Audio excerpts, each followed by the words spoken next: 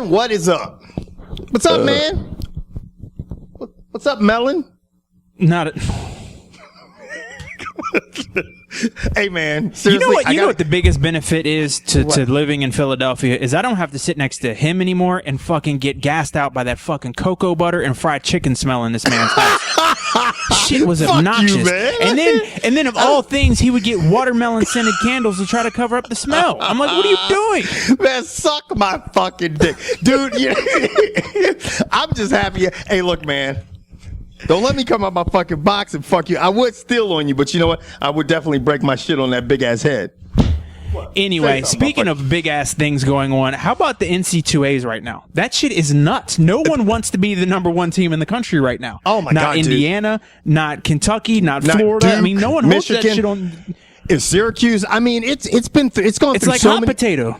It is like hot potato up in that motherfucker. But let me tell you this, man. The Big Ten is getting so much fucking clout this year. Like, it's funny because Indiana cops a loss, okay? And they're still ranked number one. When is the last time you saw some shit like that?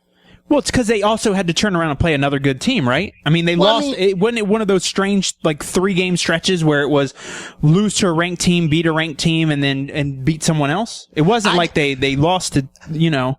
I just know Indiana's fucking 21-3 right now as we're taping the show, everybody. Who knows that's nasty as shit. And you know what? Here's a question I have for you. Mm-hmm. Looking at the ACC this year with the surprise, I don't think anyone saw this coming because they were unranked at the beginning of the season. Right. Miami Hurricanes are straight balling. Dude, Miami Hurricanes are 19-3 and they're fucking 10-0 in the ACC.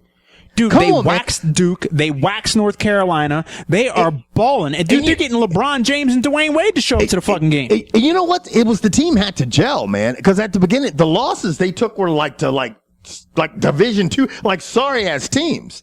Like they haven't lost any really big games. I mean, look, and the football program might not have the swag anymore, but it looks like the basketball program is trying to pick that shit up and run with it. It really is good. I mean, but you got to look at India. I mean, when you look at the Big Ten, Indiana's sitting at 1, Michigan's sitting at 2. You got Michigan State at 8. You got, I mean, there's a lot of they've got like a lot of teams in the top 25. You know? Yeah, it's crazy. I mean, and then what, tonight we get Duke and North Carolina are getting ready to play each other? Is that tonight or is that? Yep. And then Duke, here's my question to you, sir. Yes, sir. With your beloved Maryland Terrapins leaving the ACC to go to all places, the Big Ten. How are they going to? I mean, I already know what's going to happen in football. They don't even play the same style of football they do in the Big Ten, and the Big Ten slowly turning how they play football with the addition of Urban Meyer. How do you think Maryland's going to hold up in that as a basketball conference next year?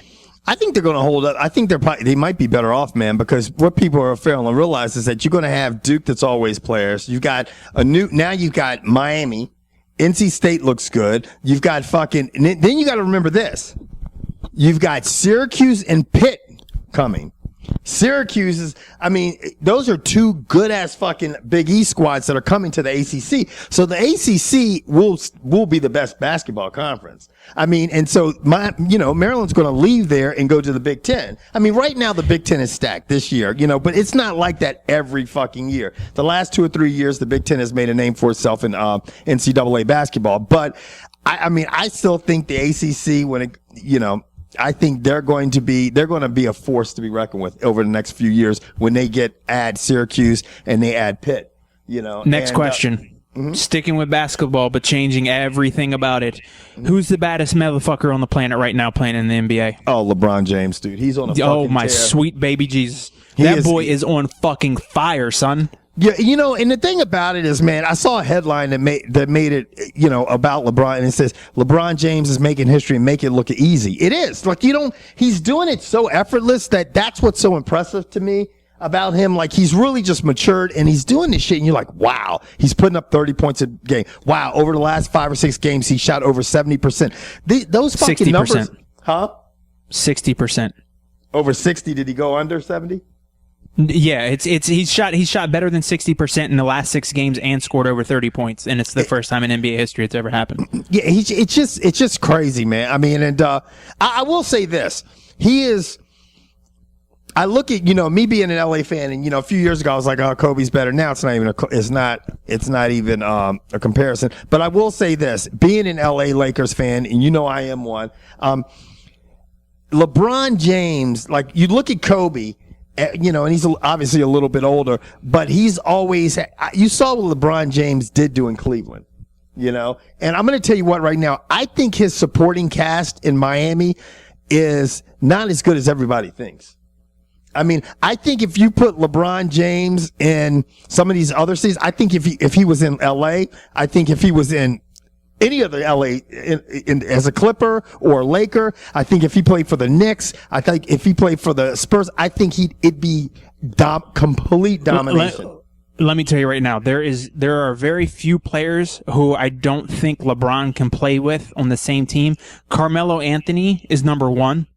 Dwight Howard is number 2. I think we're really starting to see the true colors of Dwight Howard. Right. Dwight Howard was great in Orlando when he was the man, when the goal was to get the ball to him. And now that he's not getting the ball as much as he thinks he should, dude, you shoot 3.5% from the foul line. You shouldn't get the ball. If it's 5 minutes left to go in the game and it's a 3-point game, you shouldn't even be on the fucking floor. No, you shouldn't even be on the floor in those situations. And Gasol was proving his point in LA, and then he got hurt. But you saw that they were going on a streak. They were starting to get gel and get it together and just play basketball. There's so much talent in LA right now. But those are two players I don't want to see LeBron ever have to play with because they're not right. I would love to see a straight up trade, and I know this is going to sound crazy, Russell Westbrook for a LeBron James.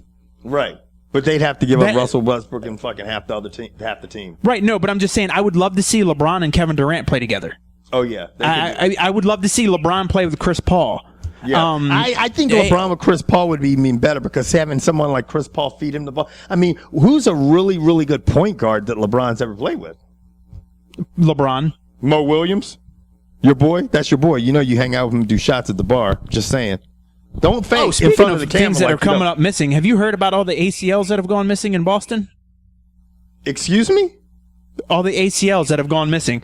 Rajon Rondo put his ACL up on a milk carton. Barbosa just lost his ACL, so he had to put his shit up on a milk carton. Right.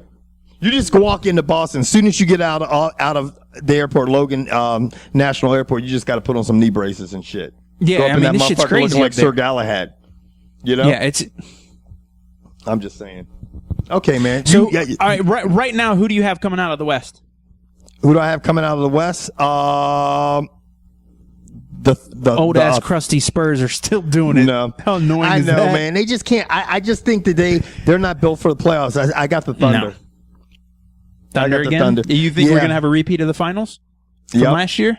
Yep. And you know what would happen if we get a repeat of the finals? The same goddamn thing. Yep, exact same thing. But I think right now, if someone asked me at this midway point, a little beyond that, I'd have to, I'd say, yeah, I'm going with the Heat to win it all, and the Thunder to meet them there from the West.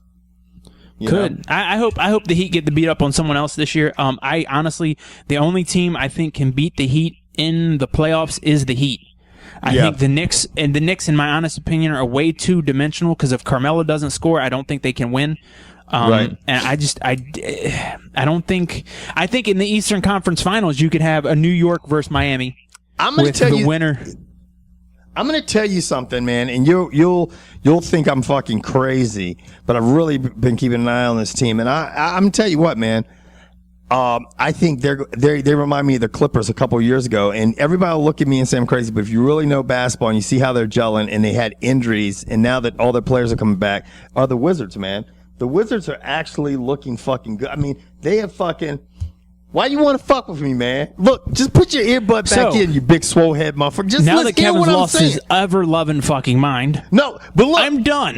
No, look, seriously. They've rattled off 4 straight wins. Bradley Beal was player of the month in the Eastern Conference last year. John Wall, you got to think, George. I mean, come on, man, dude. The Wizards, they didn't have John Wall. They didn't have anybody. At one point, they only had 8 men on their roster. Y'all see what I got to deal with, man? George's a straight bitch. Are we at the end of the show now? Yes, we are, motherfucker. But anyway, somebody still owes me a game. What? A what? Somebody owes me a game. Oh yeah, that's true. I do owe you a game. I owe you a good game too. Like back. It doesn't even. No. It doesn't even have to be a good game. They just have to be good seats. Good seats. Yeah, well, that's what I was getting ready to say before you rudely interrupted my black ass on the floor. But anyway, guys, before we go, let us know who you think your sleeper or what's some teams that are going to surprise everybody and maybe make a playoff run. Or teams that you see that are going to be good in the next 2 or 3 years. Anyway, we're fucking out of here. Later.